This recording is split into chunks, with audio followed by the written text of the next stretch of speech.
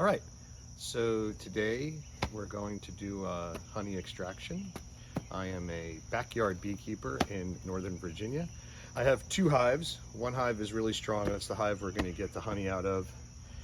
And the other hive it was a dead out at the beginning of this spring, so I needed to do a split. That one seems to be doing pretty well, but it's certainly not ready for me to get any honey from. This is the second time I'm going to extract honey from the first hive, and we'll show you the hives in a second. It's exciting. We're going to get going. So there's basically a few steps to extracting honey. The first is we're going to pull the frames, make sure there's no bees on the frames, get them into another super that I have to the side. Then we're going to bring those frames over to where I do the extraction. I do it in my garage. It seems to work out pretty well. Second step is we're going to uncap the cappings on the honey. That lets the honey flow. We'll put both sides, we'll put the frames into a honey extractor, which basically is a centrifuge that we spin. The honey will then be in a large cylinder, and we open the gate. Honey pours out, goes into a concentric colanders that filters the honey down into a bucket. And then the last step is we take that bucket inside, usually to make it easy, and we take the honey and we put it into bottles and we bottle the honey. So the first step, we need to go out to the apiary and get the honey frames out of the medium super. And I'll be right back with that. I'm going to get my smoker going, and once the smoker's going, we'll go out to the hive. So just a quick overview of my apiary and my history before we get going. So I started about 3 years ago, so this is my third season keeping bees. I've got two hives right now, as you can see. One on the left I've called Laverne, the one on the right is Shirley. And Laverne has basically been a very strong hive. It's the hive I started from the very beginning. Last season I started up Shirley with a nuke, and it died out at the beginning of this year. So halfway through the spring this year, I took a few frames and I tried to do a split, first time ever trying it, into Shirley. It seems to have worked. I found the queen my last inspection, and it seems to be a pretty strong hive. So we're going to take the frames out of Laverne from that top super, brush off the bees, and then we're going to pop them into another super that I've got here, and each time I'm going to cover it with a towel so the bees don't come and find it while I'm doing all this. When I'm all done with that, we'll bring that super over to the garage. So I've learned over time it's actually a little bit easier to grab one of the middle frames first when doing this. The end frames it's kind of tight, and I found the end frames kind of rip a little bit as I pull up and the honey kind of drips. So this time I'm going to try to go ahead and get one of the center frames out of the hive first. It might be a little tight. And loosen it a little bit with this. I'm going to go ahead and grab it. I have a tool here that kind of is okay. It's not great. But I'm going to hold this up. Got some uncapped here. I think we'll be okay though. And I'm just going to sort of brush the bees off. They're not going to like it. And we'll see if we even extract from this one. But getting this first one out gives me some room.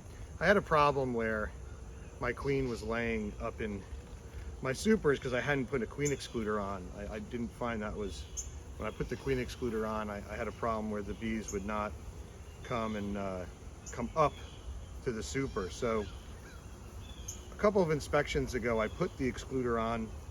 I hadn't found the queen, hoping that the queen would be below, and the bees would hatch from the supers, and then they'd fill it with honey. And they have, but perhaps didn't give it just enough time. I think a lot of these frames are going to be good, but some are going to be uncapped.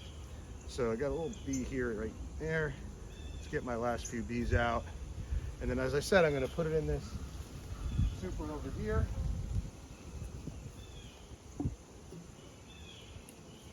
Lay the towel on top.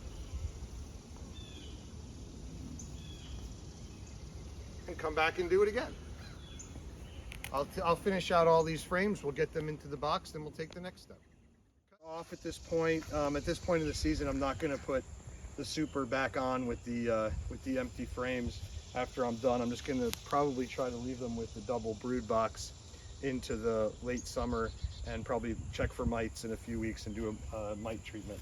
But we've got all the frames, come on in closer, under here now.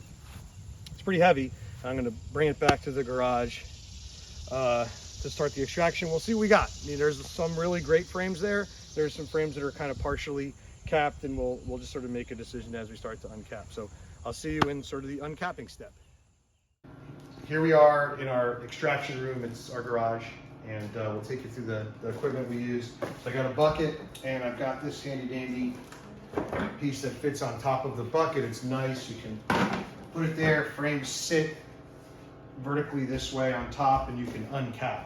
I have 3 tools I use to uncap. One of them's new this time. I'm going to try out. This is a general serrating knife. It's good for when the honey is sort of away from the frame a little bit. You have some room to slide it down and cut down.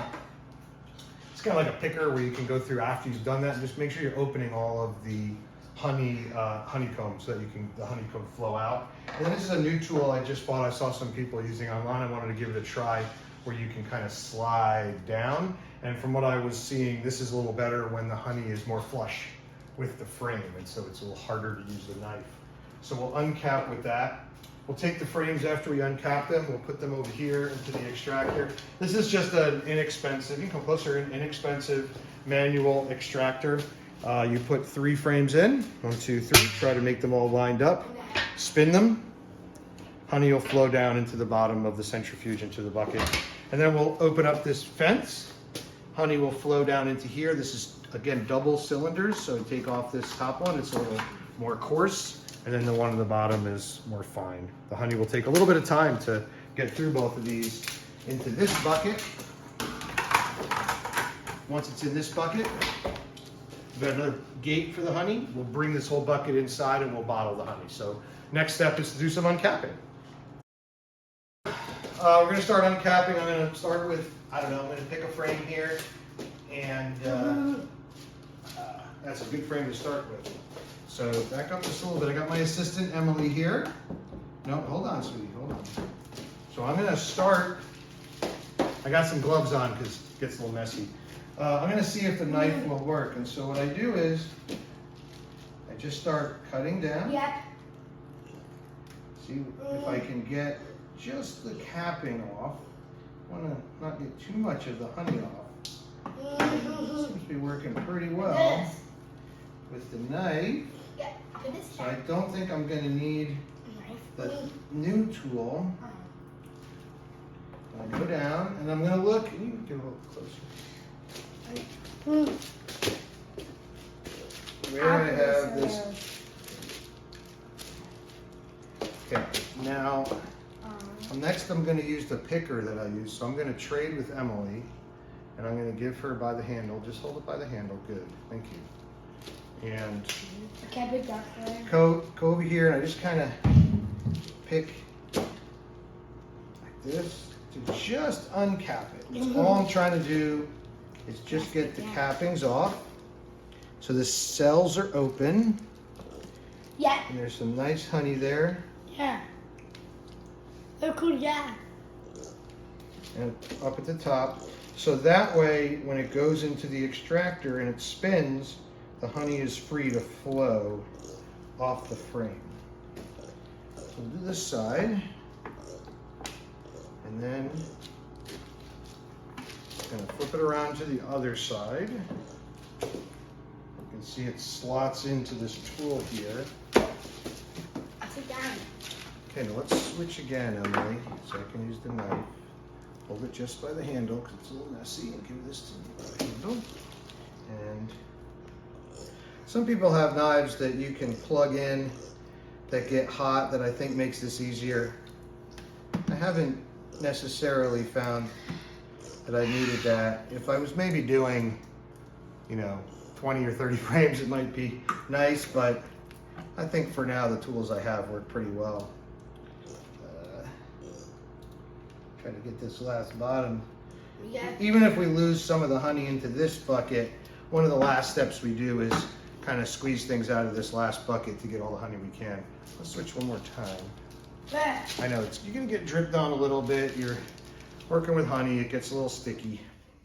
I help. And we pick, and we pick, we pick. You can come a little closer. And we're just trying to open up all these cells, take the capping off. It's gonna be a little messy at times. And then once that's done, I'm going to wipe the picker into the bucket, put it down here, take this frame, hopefully don't lose any in the process, put it right into the extractor. You can see that it's just going to sit in the extractor. We're not going to spin it yet. We wait until we have all three in the extractor, then we're going to spin it hard. So we've got the three frames in here. We try to level them out so it'll spin nice and evenly, but this is not a real heavy duty extractor, so it does tend to shake a little bit. There are some holes at the bottom where you can nail them into a post, nail them into wood or something. We've never done that. So usually we kind of just use our body weight to keep it down as we spin it. But generally we're gonna spin it, you know, it'll get going. The honey will push to the outside. We're gonna get it going a lot faster than this. But even just doing this, if we slow it down, and then you come and get a nice view on the inside, maybe you can see the honey around the outside. And eventually that obviously falls down into the bottom and then it comes out of the gate. So we're gonna spin it real fast. We're gonna get all the honey off of these frames. We spin it hard, we flip each frame around, we spin it again, and then I'll show you the frames after where all the honey has come off. So we've spun these three frames, both sides, and you can see when we take the frame out now, it's much lighter in terms of weight. And you can see it's pretty clean. There's just no honey on there. It's just the comb that the bees have made. And the last time we did this, I took these and I put them right back in a super and back on top of the hive. And I think it just made it a lot easier for the bees. They didn't have to expend much energy to make the honeycomb. They could just add the honey. Today, we'll probably just put these aside for the off season. So we'll do the rest of these frames and then we'll open up the gate. When we open up the gate, we'll show the honey flowing down. But for now, we're gonna do some more uncapping and spin some more frames. So we've extracted a lot of frames and the honey, the level of the honey inside is kind of coming up to the basket we spin.